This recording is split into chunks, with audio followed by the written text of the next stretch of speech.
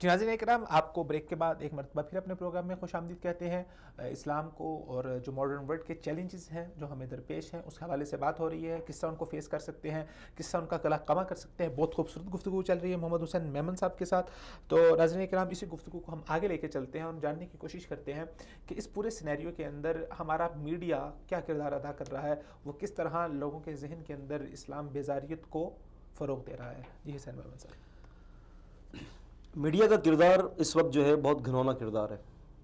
اور میں تو یہ سمجھتا ہوں کہ میڈیا کا سب سے پہلا مقصد یہی ہے کہ اسلام کی حقانیت اور اس کی جو بنیادی اثاثہ ہے نا اس کو تباہ کر کے لوگوں کے سامنے پیش کیا جائے، جس کے حوالے سے میڈیا نے کوئی کسر نہیں چھوڑی۔ بلکہ میں اگر یہ نام لوں میڈیا کا،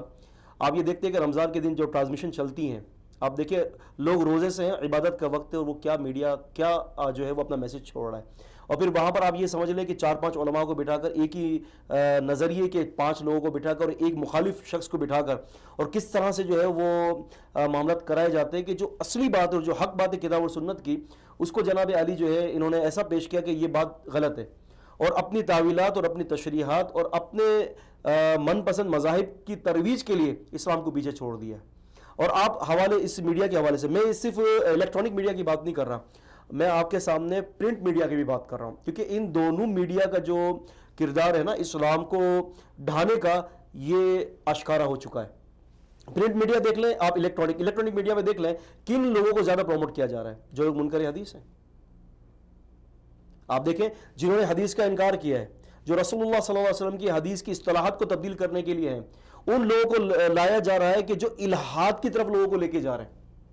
اور اب آپ یہ دیکھیں پبلک، آپ دیکھیں عوام، اولئک کالانعام بل ہم اضل، عوام کا کیا معاملہ ہے کہ عوام صحیح عالم اس کو سمجھ رہی ہے کہ جو عالم آن لائن آیا ہے، اور وہاں پر اس کی سب سے بڑی عالم آن لائن کہ سب سے بڑی خامی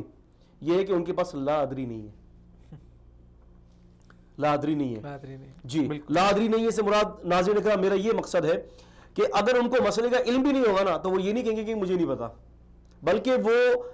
کوئی نہ کوئی غلط جو ہے وہ بات کہہ کر جو ہے نا وہ آپ تک جو ڈیلیور کر دیں گے، حالانکہ وہ مسئلہ ایسا نہیں ہوگا بلکہ مسئلہ حقیقت کے اندر اس کے خلاف ہوگا۔ تو لا ادری ان کے یہاں نہیں ہے، ان کی کتاب کے اندر لا ادری لکھا ہوتا، بلکہ وہ ہم یوں کہیں گے کہ ایک مختلف قسم کی پوڑیاں ہوتی ہیں جو وہ لوگوں کو دیتے رہتے ہیں،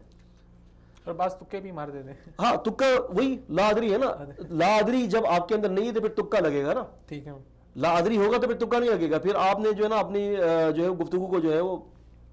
کہہ دینا کہ جی جناب یہ مجھے نہیں پتا اس بات کے بارے میں۔ تو یہ اس وقت جو ہے میڈیا اپنا کردار ادا کر رہی ہے، اور وہ عقائد